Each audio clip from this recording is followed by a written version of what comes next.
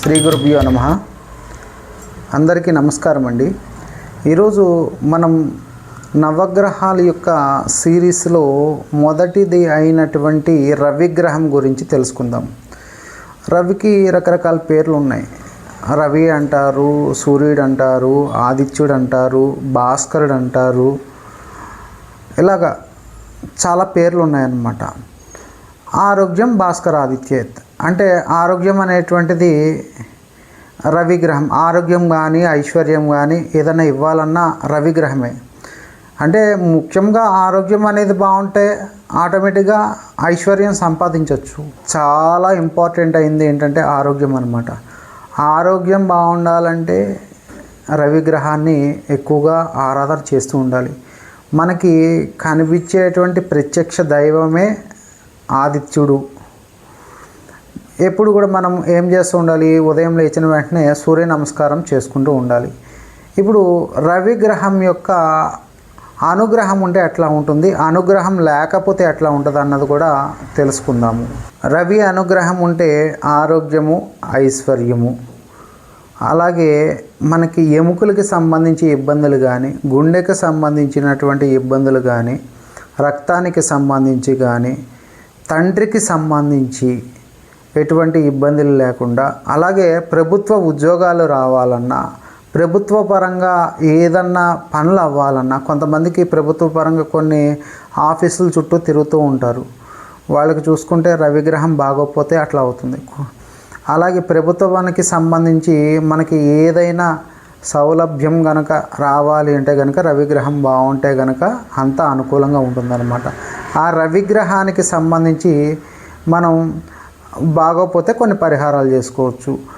అలాగే రవిగ్రహం బాగోపోతే ఇవన్నీ కూడా ఇబ్బందులు అవుతాయి అన్నమాట. తండ్రికి సంబంధించి కానీ, అంటే తండ్రి కొడుకులకి విరోధం లాంటిది కానీ, లేకపోతే తండ్రికి అనారోగ్యం కానీ, కంటి సమస్యలు కానీ, ఎముకలకు సమస్యలు కానీ, ఆత్మస్థైర్యం కూడా లేకపోవడం రవిగ్రహం బాగోకపోతే.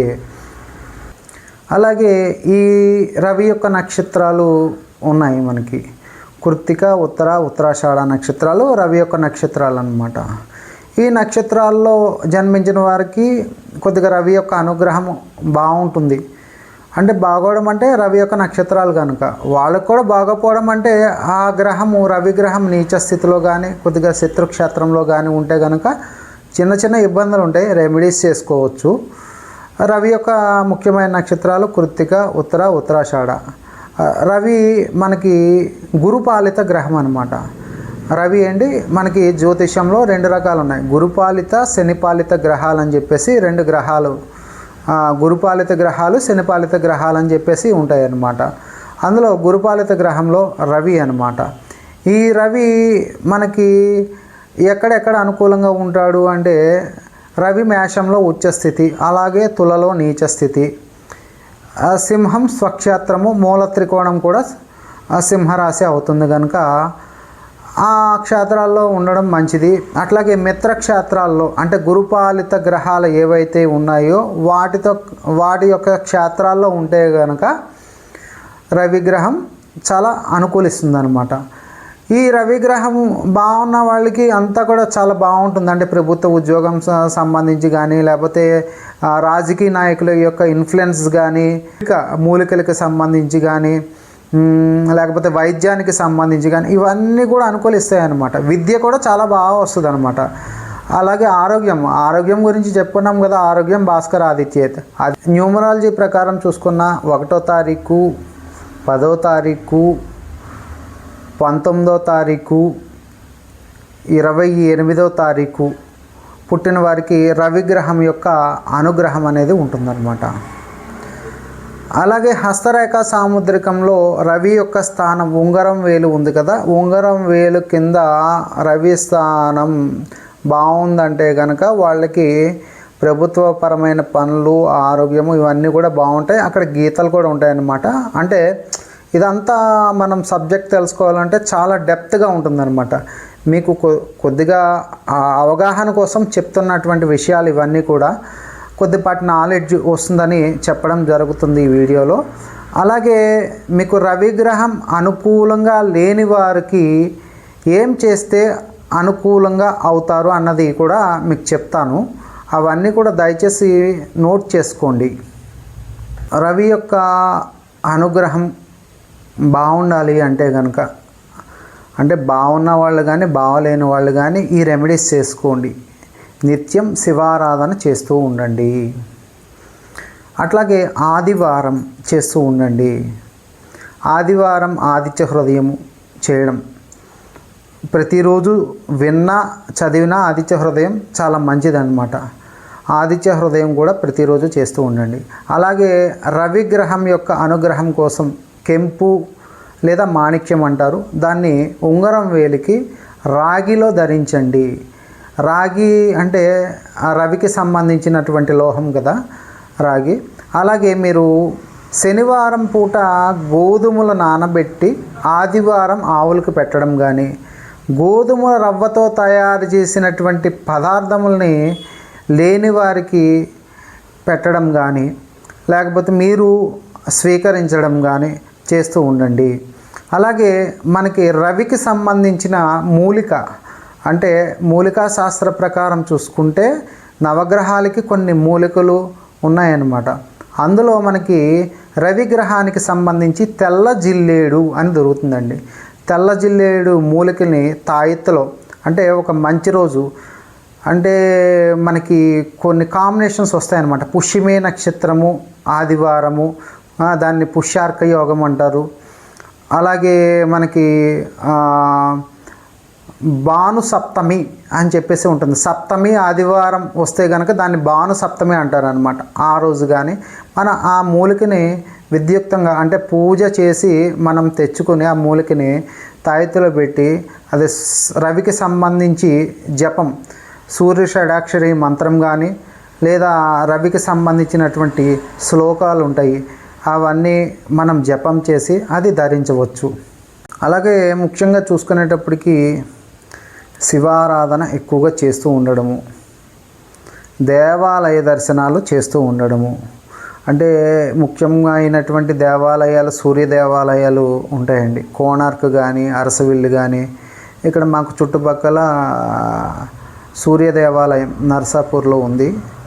అటువంటి దేవాలయాల్ని మనం దర్శనం చేయడము, అలాగే మనం దేవాలయంలోకి వెళ్ళి సేవ చేస్తూ ఉండడము. అంటే సేవ చేయడం అంటే దేవాలయం క్లీనింగ్ కానీ, లేకపోతే పర్వదినాల్లో మనం వెళ్ళి మామిడి తోరణాలు కట్టడం కానీ, ఏదో ఒక సేవ చేసుకుంటూ ఉండడం దేవాలయానికి. ఇలా చేయడం వల్ల కూడా రవిగ్రహం అనేటువంటిది అనుగ్రహిస్తుంది. అలాగే మీరు తండ్రికి సంబంధించి కార్యాలు నెరవేర్చడం, ఇప్పుడు తండ్రికి సంబంధించి సేవలు చేయడం కానీ, తండ్రిని గౌరవించడం కానీ ఇవన్నీ చేసిన రవిగ్రహం అనుగ్రహం అనేది కలుగుతుందన్నమాట. అలాగే మీరు పూజ చేసుకునేటప్పుడు సూర్యుని పూజా యంత్రం ఉంటుంది. సూర్య భగవానుడి పూజా యంత్రము, ఆ పూజా యంత్రం తెచ్చుకొని అంటే గురువుల దగ్గర నుంచి తెచ్చుకొని పూజ చేసుకోవడం కానీ, ధారణా యంత్రము సూర్యుడి యొక్క ధారణా యంత్రం ఉంటుంది, అది ధరించడం కానీ, ఇవన్నీ చేస్తే కొద్దిగా అనారోగ్యాల బారి నుంచి మనం విముక్తి చెందుతాం అన్నమాట. ఎప్పుడైతే మనం ఆరోగ్యంగా ఉంటామో అప్పుడు ఆటోమేటిక్గా మనకి ఐశ్వర్యం అనేది కూడా వస్తుందండి. ఐశ్వర్యం ఎప్పుడన్నా వస్తుంది, మనకి ఆరోగ్యం ముఖ్యమండి. ఈ రోజుల్లో మనకి ఆరోగ్యం బాగున్నవాడే కోటీశ్వరుడు అనమాట. ముందు హెల్త్ కాపాడుకోవాలి. దీనికి సంబంధించి కూడా మనకి ప్రాణాయామంలో సూర్యభేద ప్రాణాయామం అని ఉంటుందన్నమాట. సూర్యభేద చంద్రభేద ప్రాణాయామాలు ఉంటాయన్నమాట. సూర్యభేద ప్రాణాయామం అంటే హై బీపీ ఉన్నవాళ్ళు చేయకూడదండి. సూర్యముద్ర, దీన్ని సూర్యముద్ర అంటారనమాట. ఈ సూర్యముద్ర కూడా చాలా బాగా ఉపయోగపడుతుంది వెయిట్ లాస్ అవ్వడానికి, ఆరోగ్యం బాగవడానికి, కంటికి సంబంధించి అన్ని విధాలా కూడా ఈ సూర్యముద్ర బాగా పనిచేస్తుంది అనమాట. అందరి జాతకాల్లో కూడా రవిగ్రహం పరిశీలన చేసుకోండి. రవి ఉచ్చులో ఉన్నారా, నీచులో ఉన్నారా, శత్రుక్షేత్రంలో ఉన్నారా. ఒక్కోసారి మంచి స్థానంలో ఉన్న మన నక్షత్రం నుంచి 18వ నక్షత్రం ఏదవుతుందో ఆ నక్షత్రంలో కనుక రవిగ్రహం ఉంటే కనుక వేద నక్షత్రం అవుతుందన్నమాట. ఆ వేదలో ఉన్న గ్రహాలన్నీ కూడా అంటే మనకి బాధ పెడుతూ ఉంటాయి అన్నమాట.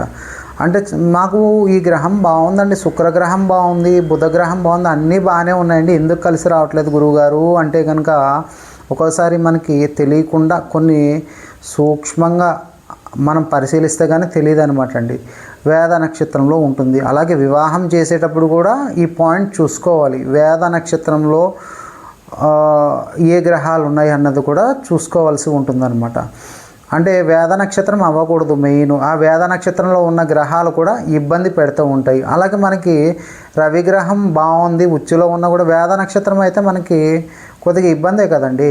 అందుకని ఆ వేద నక్షత్రం గురించి దాని గురించి మీకు రవిగ్రహం ఎట్లా ఉందో తెలుసుకోవాలంటే కనుక మాకు కామెంట్ సెక్షన్లో కానీ లేకపోతే కింద ఉన్న వాట్సాప్ నెంబర్లో కానీ మీ యొక్క డీటెయిల్స్ పెడితే చూసి రవిగ్రహం ఎలా ఉందో చూద్దామండి. చూసి దాని ప్రకారం ఏం చేసుకోవాలో కూడా మేము సజెషన్స్ ఇస్తాము. దాని ప్రకారం మీరు ఫాలో అవ్వండి. అట్లాగే ఈ రవిగ్రహం మనం యాక్టివేట్ చేసుకోగలిగితే కనుక సమస్త శుభాలు జరుగుతాయి. అలాగే మనం ప్రతి గ్రహం గురించి కూడా మనం తెలుసుకుందాము. నెక్స్ట్ వీడియోలో మనకి చంద్రగ్రహం గురించి అలాగా మనకి సిరీస్లో వస్తూ ఉంటుంది అన్నమాట. మీరు కృత్తిక, ఉత్తరాషాఢ నక్షత్రం వాళ్ళు, సింహరాశి వాళ్ళు, సింహ లగ్నం వాళ్ళు, మేషంలో రవి ఉచ్చులో ఉన్నవాళ్ళు, వీళ్ళందరూ కూడా ఇందులో ఉన్నవి ఫాలో అవ్వండి. ఇలా కాకుండా రవిగ్రహం లేని వాళ్ళు కూడా ఈ పరిహారాలు పాటించి మీరు సత్ఫలితాలు పొందుతారని చెప్పేసి ఈ వీడియో పెట్టడం జరుగుతుంది.